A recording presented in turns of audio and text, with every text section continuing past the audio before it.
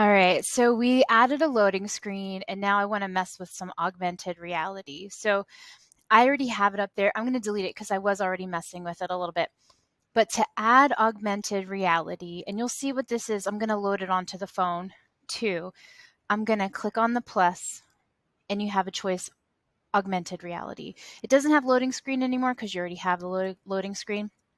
And then you can pick any type that you want. And you'll see I'm putting the top right, and you'll see what that looks like when I load it on the phone. You can do top left or you can do the bottom corner. And then you can check with the padding and the width. I'm adding a custom image to add that same loading screen on there. And then I can kind of preview. It has the loading screen, and then it has my movement.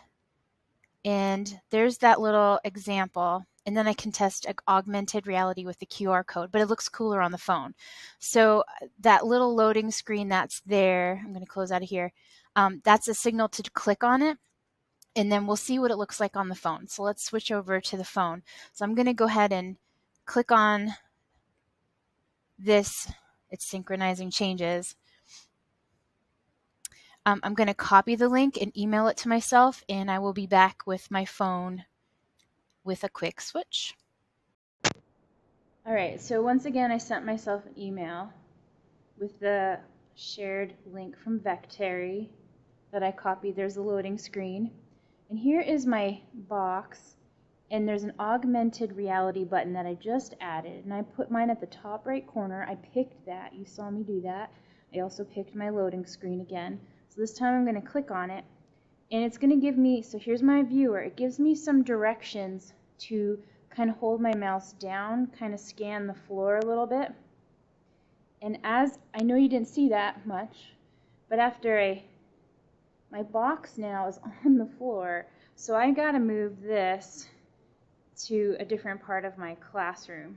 So I'm physically just taking it on my phone. I just dropped it onto the floor. And I want to move it back so you can see it a little bit better on the phone. Do it a little at a time. It keeps going back onto my desk. But it is, you can see I have it in my classroom. I can move it around, see where I want to position it there. And that's maybe where I can maybe make it bigger.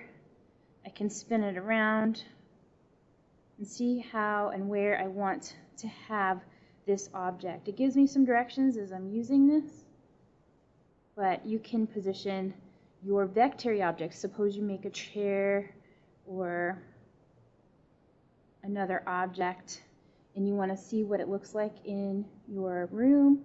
You can view it on your cell phone and check it out, make sure it's the right size and dimensions, and see what it kind of looks like.